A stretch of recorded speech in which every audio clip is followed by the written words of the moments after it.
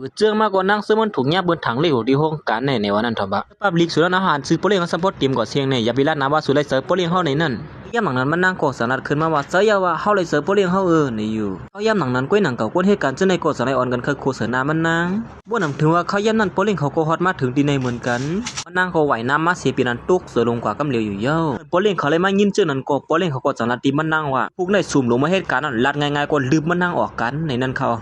ก้อยก็ว่าว่านำถึงว่ามันนั่งตึกถุงเงี้ยหรือบอกกันก้อยทำขึ้นนั่งมันนั่งกินเหล้านำหนาอะไรสารมานอนซ้อมโปเลี้ยงเขาเห็นนานเหี่ยวไว้ขี้มันเหี่ยวตึกถุงเงี้ยหรือบอกกันก้อยสามานอนซ้อมโปเลี้ยงเหลียวตรงไหนไว้ขี้เหี่ยวหล่ะในเฮาเต้ยันเปอร์เซ็นต์นั้นมันนั่งก็เป็นอันลีโอนลีไอหนาอะไรนั่นแหละสารกับสืบหาได้ก็มันนอกเมืองนั่นว่ามันนั่งแต่กว่านอกเมืองเตรียมอยู่ที่เมืองที่ในเหี่ยวในอยู่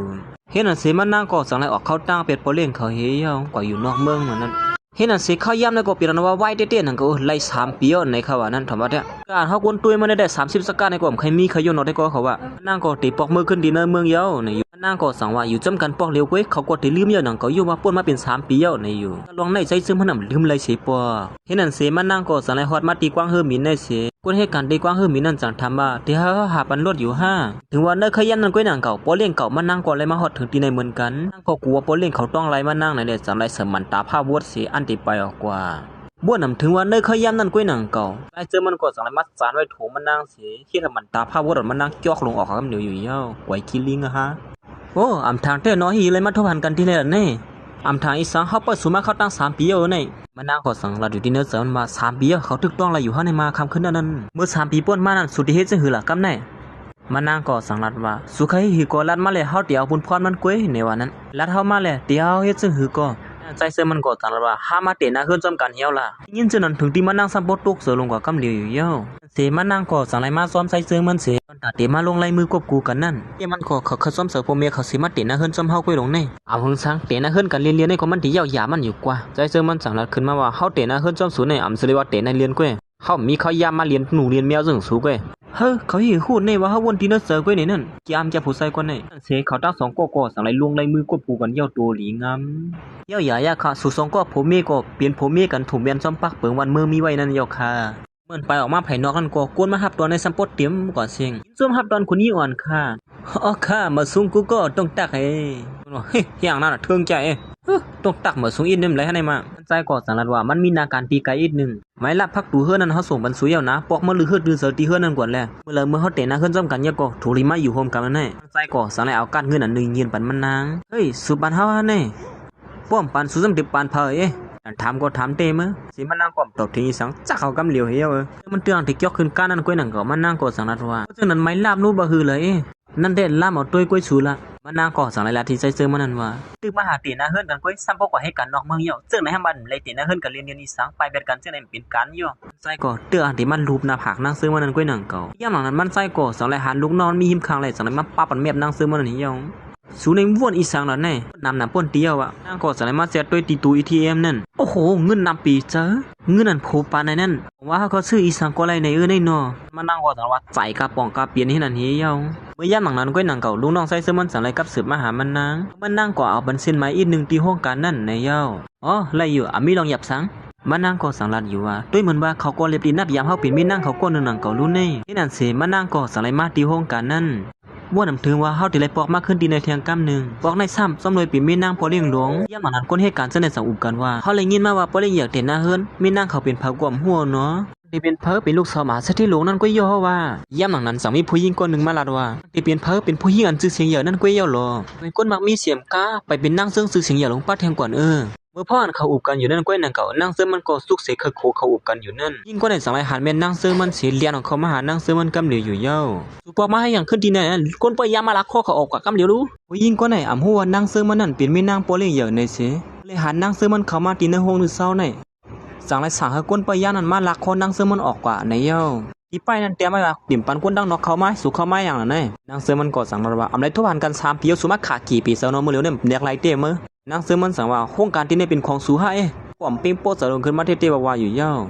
ก็เซออยู่มันนำเสือของเฮาไว้กาสูเป็นก้นก่อนถูกยัดหลวกเย้าเป็นสารสุดทึกเข้ามาที่ในเทียงอยู่ละ นางเสือมันสั่งว่าห้องการที่ในอำเภอของสูก้อยกะว่ามันเป็นห้องการเฮานะเขาเข้ามาเมื่อไรก็ไรมันนางก็สั่งลาอยู่ที่เนื้อเสือมันว่าแล้วเขาก็เลยว่าเป็นเจ้าของมันย่องเก่านี่เนาะยิ่งกว่าในก็สั่งไรเคยโฆษณานางเสือมันเสียว่าสุนันฟันไปตื่นก่อนฮะในมุงม่วงแทงอยู่ฮะในโปเล่งใหญ่นั่นว่านำถึงว่าสุดที่เป็นก้นนาเลื่อมบ่เป็นดันในเนาะสุดเขาเป็นไม่น้อยเพราะเรื่องเหลืองเขาบ่เป็นดันในก่อนฮะในยิ่งกว่าในก็สั่งลาที่นางเสือมันว่าเขาว่าได้สุอย่าไปนอนฝันอยู่ยะละโปเล่งเขาเมื่อเหลียวในเขาเตะหน้าเฮือนเยอะสุดใครฮู้ก็บ่สวมยิ้มก็สุดตัวดีในแหละในเมื่อควบคู่กันเยาว่าผู้หญิงคนไหนอำหัวกดคนนั้นก็เป็นนางเสือมันในกวยเขาว่าแต่สุดถุลุยมีหน้าตั้งไออีกนึงนางก็สั่งลาอยู่ที่เนื้อเสือว่าโอ้เขาได้ลือไว้แก่งก็รู้ได้มาอย่างนั้นผู้หญิงอันชื่อเสียงอย่างเขาละถึงนั้นก็ฮอดมาถึงตีในเขาจะในก็อ่อนแดดลงหาผู้หญิงคนในกำเดียวอยู่ยาวลงลายมือควบคู่กันนั่งปอเลี้ยงให้ยาสองใจค่ะผู้หญิงคนในก็ลาดออกมาเหมือนจึงว่ามันในลงลายมือสมใจซื้อมันนั่นหนังเก่าอ๋อตีเต้มันก็เป็นสูตรเต้ลงในอย่างนั้นผู้หญิงคนในก็สั่งลาตีนางเสือมันว่าสุก็อยู่นอกเมืองมาเข้าตั้งเป็นหลายปีแล้วกว่าเยอะๆถูลิเตน่าเฮือนเยอะเฮาว่าเด้อย่าไปไม่เสือตอนตาเฮาขับพี่นางย่ำหลังนั้นก้วยหนังกับพวกเขาก็เลี้ยงออกมาที่ในเป็นพุงเป็นเก๋ย้อนต้องทำอีกนึงค่ะคุณยี่ก่อนเอาความว่าอีกนึงขนาดที่ในต้องทำแล้วขนาดอย่าไปโป้ทัดปุงขนาดกำได้ปืนเพลงหมดนั่นมันนางก็สั่งว่าอำเป็นซักเปิ้นไปทำให้พวกใครลาดหนาเยอะนี่เฮาเลยยินมาว่าสุเลยฮับสู้นางเซิงซื่อเสียงเยอะหรือสินั่นลองตั้งหักก็เหลี่ยมทวนมาแหนมเสือค่ะโซขยามในลองหลีที่นั่นสัตว์ปานสุมีสังพองค่ะนางก็สั่งลาดคืนมาว่าโซขยามในก้อยกะกูก็ฮู้อยู่ยังเขารุ่นเนาะก่อมเลยลาดหนังก็ว่ามันเต็นนะเฮือนจอมใจซึมข้อความมันได้มันใครลาดว่านั้นนั่งก้อยหนังก็ว่าใจซึมมันเปิดมานั่งกินข้าวอยู่มันนั่งดีกว่าเห็นในวันนั้นทอมว่าโลมันลาก้าวในก็ใครเจอเต้งก็เฮือนหนังพื้นทางพิษตีมือนั้นมันนั่งนะมันนั่งเต็นนะเฮือนจอมใจซึมมันเต้ในนั่นหลังนั้นพวกเขาก็เลยออกเขาก็ซึ่งนั้นเหี่ยวย่ำหลังนั้นนั่งซึมมันแต้มเข้าเสยสังเด็กเข้าก็ตีนะห้องเซาก้อยกับผู้หญิงก็ได้มาเฮฮามไปส่งสุหานเขาเป็นคนทางดีชื่อเสียงใหญ่ที่เลยเต็นนะเฮือนจอมโปเล่งใหญ่ลวงเฮาได้คุณจันเตรียมซึ่งหนังสูในเฮาว่าเต้อย่าไปมุมมองเยาล่ะมันนางก็สังนัดว่าเฮาเตะหน้าเฮือนเยาว่าสุซ้ำตั้นก็เตะหน้าเฮือนจอมพาละเสียสังเลยได้มาดีใจเจอมันอันมานางสิทบผู้หญิงกว่าได้อยู่นั่นมาตีในนั้นจะได้ตอนตามากินข้าวจอมสูนะยิ่งกว่าในก็สังนัดว่าเขาใจเจอมันเตะหน้าเฮือนจอมมานางในวันนั้นสุ่มเลยด้วยเข่าด้วยเงาว่าเฮาเตะหน้าเฮือนเยาในนั้นผู้หญิงก็ในก่อนนาเลื่อมศิลาขึ้นมาว่าใจเจอมันเตะหน้าเฮือนเลียนๆกวยในวันนั้นเฮาละเลยกำว่าเฮาเตะหน้าเฮือนเลียนๆสุลาลีวางกวยหรือสูกวยเฮาเตะหน้าเฮือนเลียนๆหือเตะหน้าเฮือนเตะๆในนั้นซึ่งหือก็เยาก้นก็นั่นตื่นเตี่ยมเป็นสุลาละเสียสารตัดมาตีนางเสือมันมานางเสียตับเราอยู่นั่นมันนางก็ตั้งกินตั้งป้องสิว่าตึกเตียนนะเฮือนจ้องเฮาก้อยกอดทบผู้หญิงซึ่งไหนลองซ้ำเสือตีนเกียกังเขาก็ซ้ำเสือกันมาสีมือขึ้นเฮียนปุ่นแรกเขาดีกว่าให้เหืองกันห่มหัวในมือมันนางก็อย่างนั้นลากเขามาเงินอันติวใส่เสือมันปั่นมันนั่นอะไรยุกมือมันขึ้นมาสีละว่าเอามาผู้ใจตัดชิปก็รู้เห็นในวันนั้นย่ำหลังนั้นลูกน้องใส่ซึ่งมันอ่านมาอู่ลองนาการนั่นก็มีอยู่ที่ในเหมือนกันขย่านั้นมันก็สังไรหันเสนั่งซึ่งมันอ่านไม่อยู่ตั้งเตอนั่นกวนเหตุการณ์ที่นั่นเราในก็สังไรหาผู้ใจมาปั่นมันนั่งตัดชิปก็ในเย้า